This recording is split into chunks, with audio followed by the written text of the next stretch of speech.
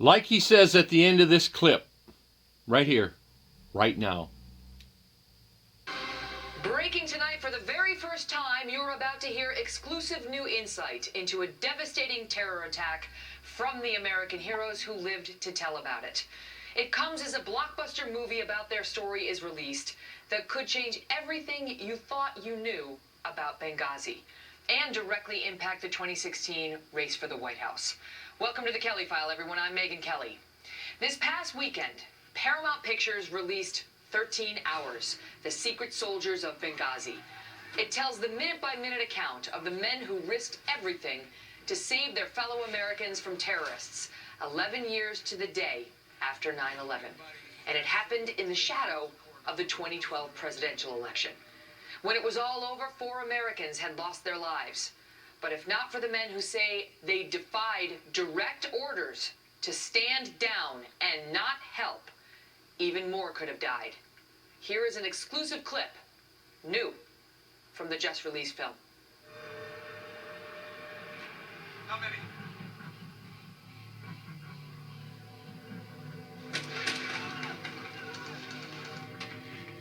Hello? Hello? GRS, muster to CP right now. I thought it was going to be a peaceful night.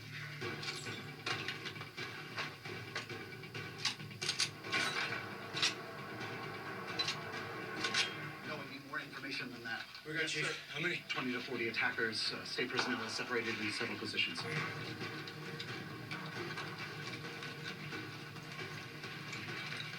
Listen up. None of you have to go. But we are the only help they have. 2 vehicles, station ready. Let's go. Move, move. Tonight, you will hear directly from 3 of the real-life American heroes who say this story is not about politics. It's about the truth of what really happened on the ground in Benghazi, Libya. It's about a band of brothers willing to die so that their fellow Americans might live.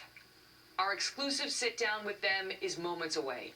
But we begin tonight with Trace Gallagher reporting from Los Angeles on what those seeing the film now are saying about this extraordinary picture.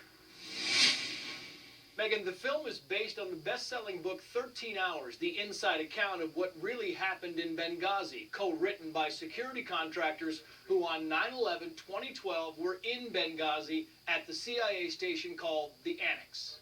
Actor John Krasinski plays Jack, a member of the 6-man global response team in charge of defending the Annex. His real identity is still a mystery.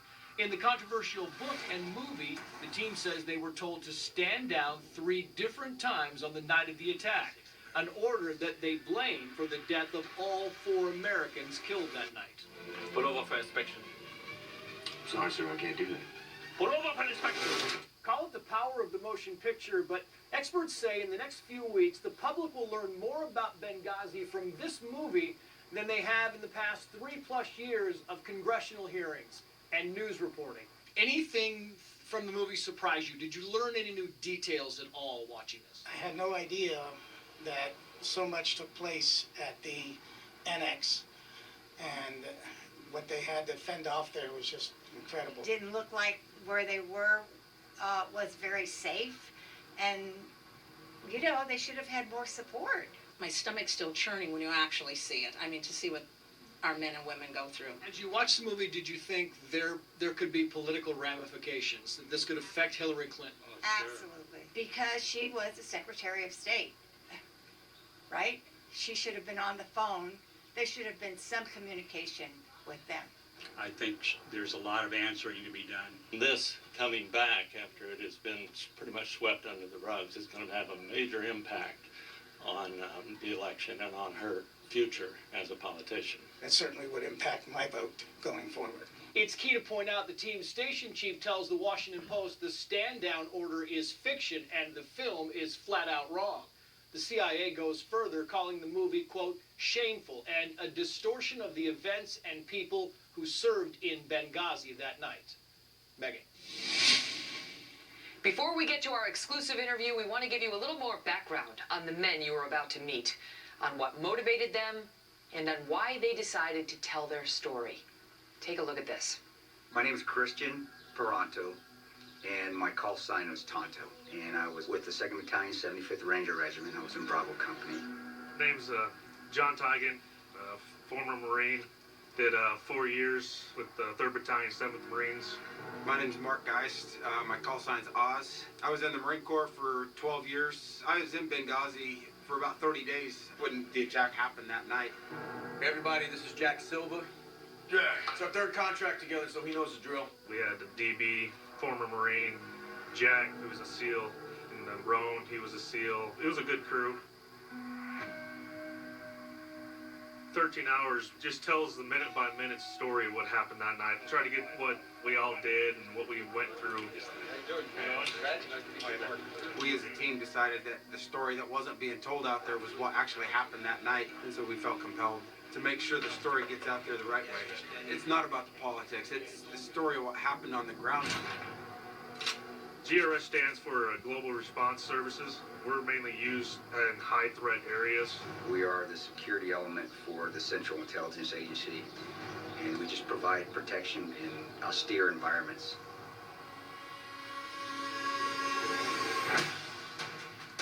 Hey, we're coming in, we're on property. Is Chris inside? Is he still inside? Get down!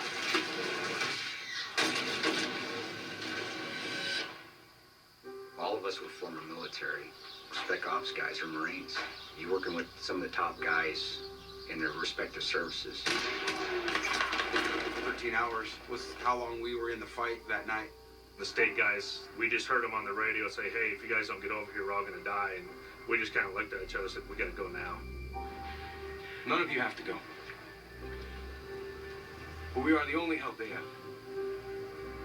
Americans help Americans overseas, especially in areas where there wasn't any military support. We had to go, no matter what. Damn the consequences. Got some wind, here we go. Roll.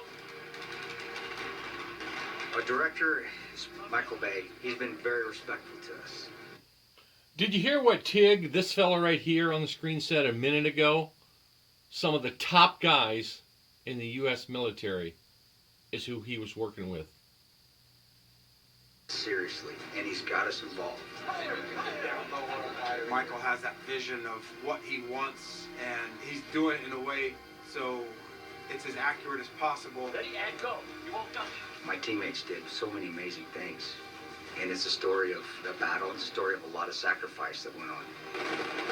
It shows that there's still guys out there that are willing to sacrifice their lives for others. You know, they put others before themselves.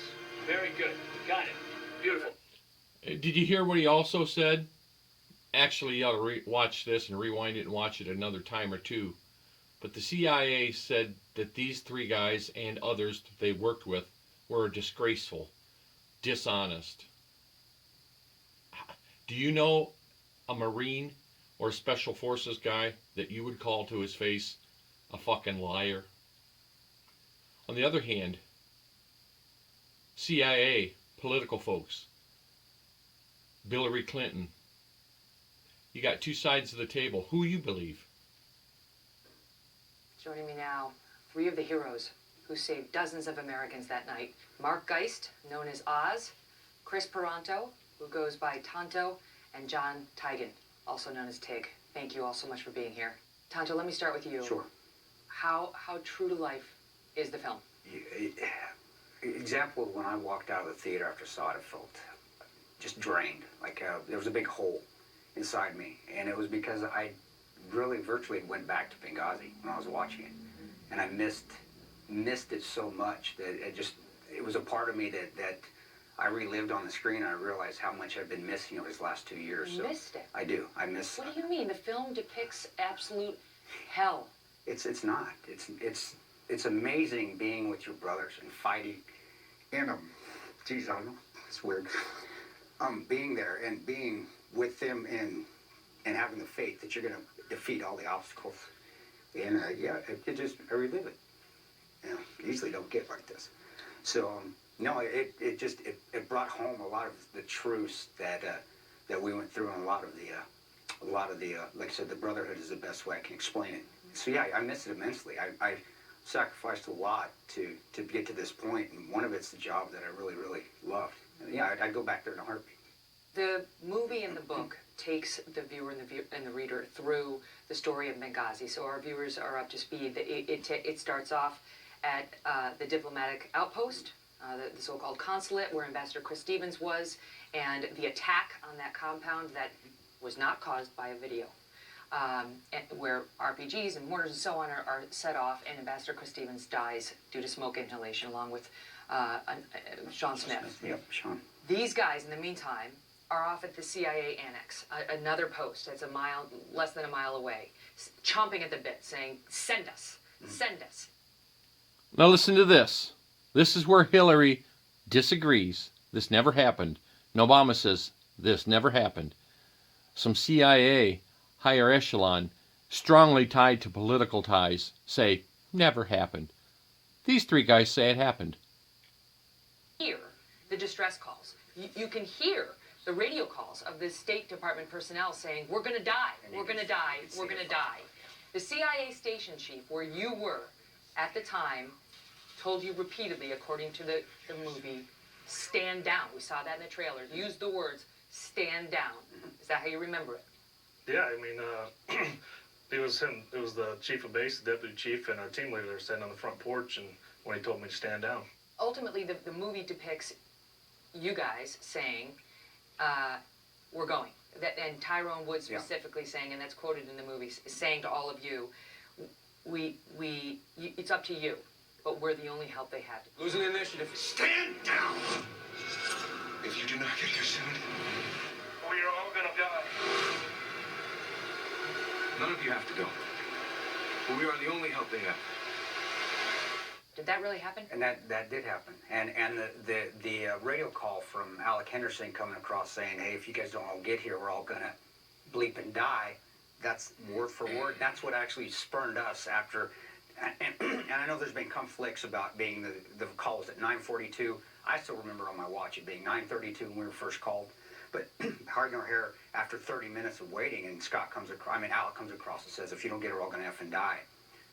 We bucked orders and we left. You all have testified to this, and the trailer that we just watched, it captures it too, with the writing on the screen.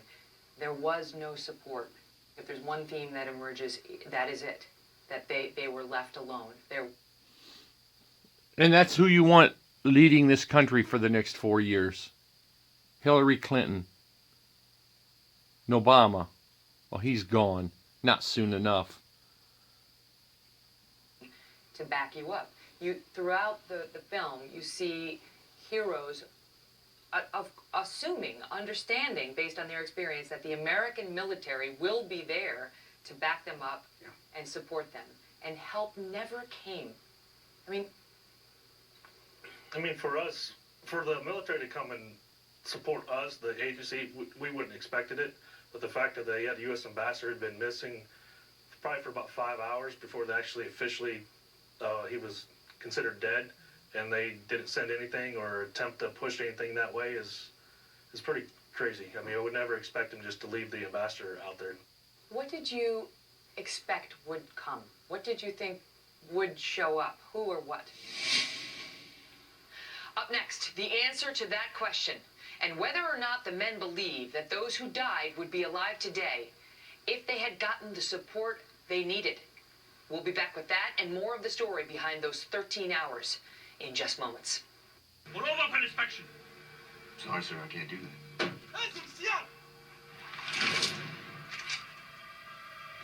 Look up. Go ahead, look up. You see the drone? No? That's all right, because the drone sees you. Sees your face. We know who you are. Anything happens to us, your home, your family, gone. Give the order, let us go. How willing are you to die for your country? I'm ready to go right here, right now. That's what you need to ask yourself. Right here, right now. Do you really, for a moment, want to put Hillary Clinton in the White House?